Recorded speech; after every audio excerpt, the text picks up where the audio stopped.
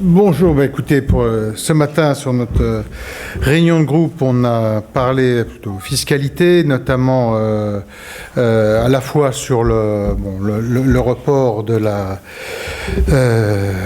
réforme de la dotation de la DGF, la dotation globale de fonctionnement, et puis surtout deux sujets qui ne sont pas anodins, c'est-à-dire le fait que le gouvernement veut poser le principe du prélèvement à la source, et puis parallèlement à cela, l'amendement d'Hérault sur la fusion IR-CSG.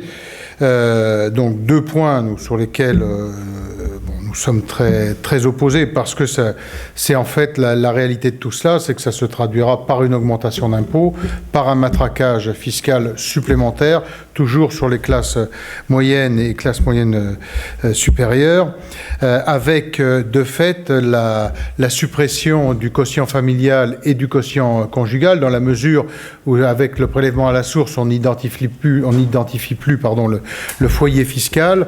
On aura donc la suppression, qui viendrait d'ailleurs après deux baisses successives du quotient familial.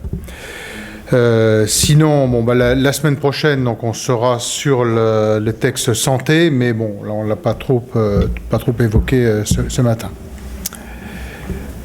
Voilà ce que je peux vous dire sur la réunion de groupe. Pourquoi M. Sarkozy n'est pas venu? Parce que je ne lui ai pas demandé de venir. Enfin, je veux dire, il n'y a pas de. Non, mais. Non. Il avait annoncé. Non.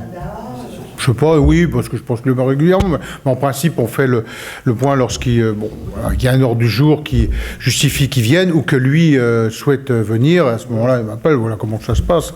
Et donc là, ça n'a pas été le cas. Il n'y a pas un ordre du jour de cette semaine qui justifie, particulièrement important, objectivement. Il y a un peu le 11 novembre demain, voilà.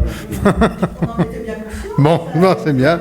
Non, mais écoutez, voilà, j'étais moins non, mais voilà.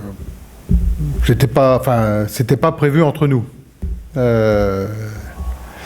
Donc après, peut-être que c'était inscrit sur. J'en sais rien, honnêtement. Votre collègue change de casquette et qui est porte-parole de Qui Républicain.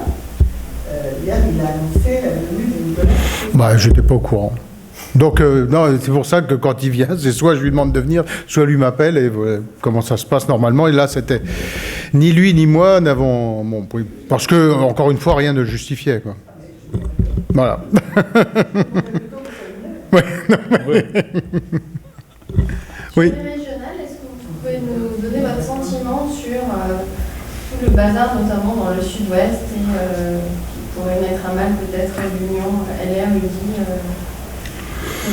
Non, on a. Sur les régionales, il y a un jeu qui aujourd'hui qui est insupportable, c'est celui de Manuel Valls. Je veux dire, si effectivement il avait envie de faire baisser le Front National, ce dont je doute absolument, mais si c'était le cas, par pitié, qu'il se taise, qu'il ferme sa bouche une fois pour toutes. À chaque fois qu'il intervient, le Front National monte. Et d'ailleurs, on en vient à se demander si ça n'est pas la raison pour laquelle il intervient comme il le fait en permanence. Et quand on veut donner des leçons de morale à tout le monde, il faut d'abord, surtout lorsque l'on est en activité, être capable de présenter un bilan. Le bilan, l'incarnation du bilan de Manuel Valls, c'est quand même la médiocrité, sur tous les sujets. Sur l'autorité, c'est catastrophique. J'ai eu l'occasion de le dire, c'est le degré zéro de l'autorité. Quand on a des gens du voyage qui barrent l'autoroute A1, qu'on a à Moiran des voyous qui brûlent 35 voitures, qui saccagent un restaurant, que les gendarmes sont là et n'interviennent pas parce qu'ils ont instruction de ne pas intervenir, et que M. Valls ose venir parler d'autorité, mais qui se regarde dans la glace, qui regarde la catastrophe de son bilan. Donc voilà, le sujet des régionales, c'est ça en ce moment. Ensuite, sur, je ne sais pas, vous faisiez allusion à quoi, à Midi-Pyrénées. Vous parliez d'Aquitaine. Ouais, vous vouliez parler de Dominique Régnier, concrètement. Sur Dominique Régnier, pour moi, c'est simple. Lorsque on est tête de liste, d'abord, c'est une investiture nationale qui est donnée en Commission nationale des investitures. Ensuite, les listes sont validées en Commission nationale des investitures. Après, il y a un contrat moral, il y a un minimum de contrat moral, c'est qu'on tient les engagements que l'on a pris. Bon, après, moi, je n'ai pas d'autres commentaires à faire. Ça ne relève pas du groupe, ça relève du parti. Mais simplement, à titre personnel, c'est de dire, voilà, on prend un engagement moral quand on accepte d'être tête de liste, avec des règles qui sont connues, et on respecte les règles, c'est tout. Ensuite...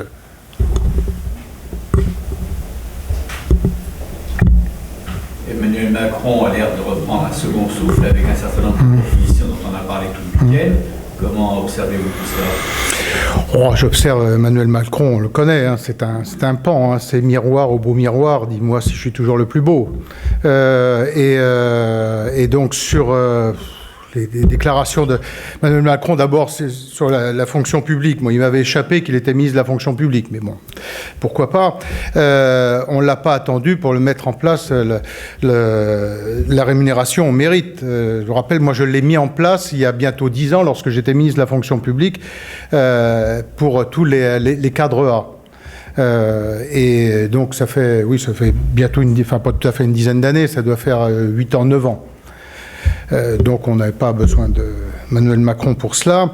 Ensuite, le problème que ça pose, c'est celui de cohérence du gouvernement. C'est-à-dire le ministre de l'économie qui intervient sur la fonction publique sans l'accord de la ministre de la fonction publique, qui découvre ses déclarations en direct à la radio, enfin bref, tout ça est assez invraisemblable et ça la relève de la capacité ou de l'autorité prétendue de M. Valls, là aussi. Quelle autorité pour un Premier ministre, hein. Et les annonces qu'il a faites hier en matière de nouvelles opportunités économiques. La loi, ce qui s'appellera la loi de Noé, nouvelles orientations économiques, la loi Macron 2. Les annonces qui ont été faites, qui visent à lever, selon nous, tous les verrous.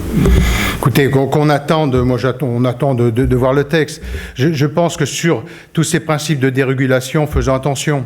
Parce que quand on dérégule à outrance, il y a un moment, il y a besoin, surtout avec un gouvernement qui est incapable de baisser les dépenses publiques et les dépenses sociales, si en même temps on diminue les recettes et qu'on dérégule de partout, il faut aussi des gens qui paient des cotisations. Donc au-delà du coup de com', attendons tranquillement le reste. Vous savez, si ça revient à du verbiage comme on l'a eu sur le premier.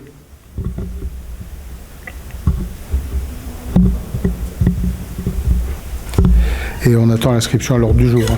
Oui. Ce sera présenté en français. Oui, on attend l'ordre du jour. Janvier, puis après. Et ce sera voté en 2018. Oui. Oui. On attend le remaniement d'abord. C'est bon ?